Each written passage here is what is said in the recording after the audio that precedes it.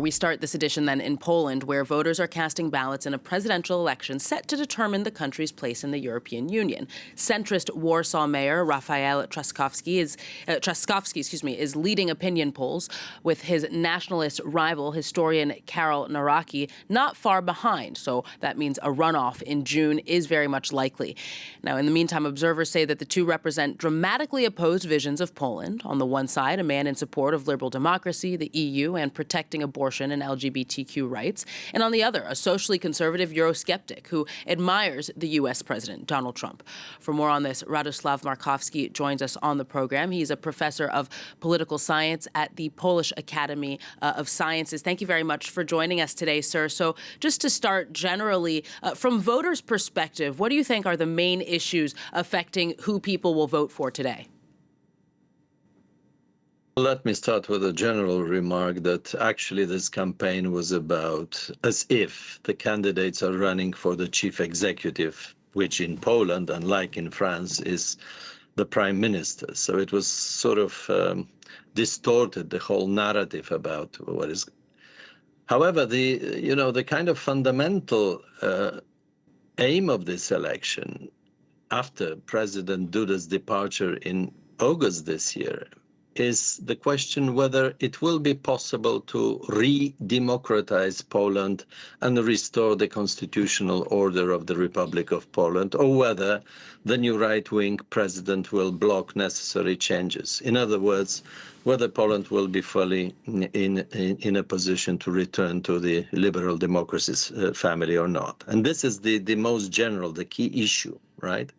Apart from that, no surprise that in Poland, the war in Ukraine and generally the policy of military security in Europe, in which, as you know, Poland has this pioneering or leading role in this matter. Not all forces actually recently, especially the right-wing forces, and at least two major candidates of the right, are not very fond of what is going on in this relationship, and they side with many friends and colleagues of Kremlin, like Orban, like Marine Le Pen, like Salvini, or current candidate for presidency in Romania.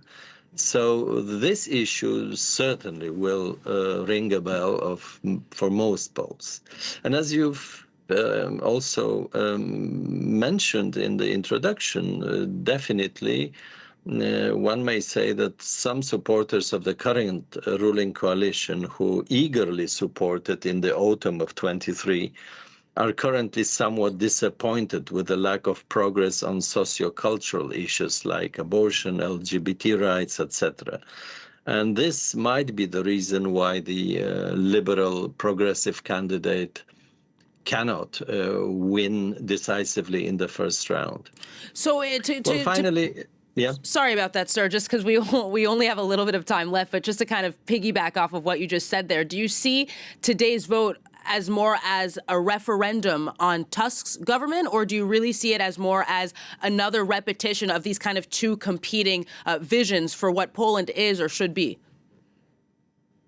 Generally, it is a competing vision whether Poland belongs to the progressive, liberal, cosmopolitan camp of Europe, or whether it will be falling into the hands of the current, U.S. administration, coupled with those who are very, very skeptical about the future of European Union. These right-wing candidates are distinctly anti-European. They are uncritically pro-US and pro-Trump, and have unreal visions of alliances within, for instance, the so-called Three Seas Initiative, which with countries like Moldova, Georgia, and Macedonia. I mean, we have to have good relationships with these countries, but sort of trying to put forward this kind of alliances instead of the European Union is far from realistic and something that most Poles would wish to see. So as a final question for you, sir, you mentioned the pro-Trump element of this all. Karol Nawrocki's campaign slogan is Poland first, Poles first. He's also complained that Ukraine hasn't been thankful enough to Poland for its assistance. This all sounds obviously very familiar, exactly like what we've heard from the White House. So how much do you think his campaign in particular has been influenced by the Trump administration's rhetoric? Do you see it as purely opportunistic, repeating what's worked, or do you think that they really are ideologically aligned? Oh, they are ideologically aligned, and this was always the case with the right-wing forces. Not only the major right-wing candidate Nawrocki, but also Mencken, which is the third in a row, is also pretty skeptical. So, after 3 years of having this enormous influx of Ukrainians in Poland, there was fertile soil to, attract people with all kinds of problems that must have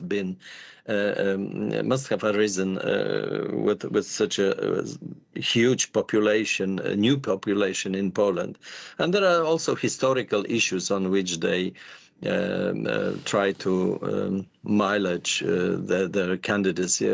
Although I think that generally Poles are pretty happy with those Ukrainians who are here, and also are strictly supportive of the Ukrainian case, Ukrainian sovereignty and independence, and are very, very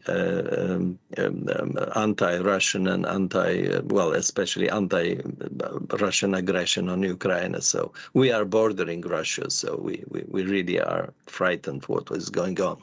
Professor Radoslav Markowski, thank you so very much for joining us today. Thank you. Thank you for having me.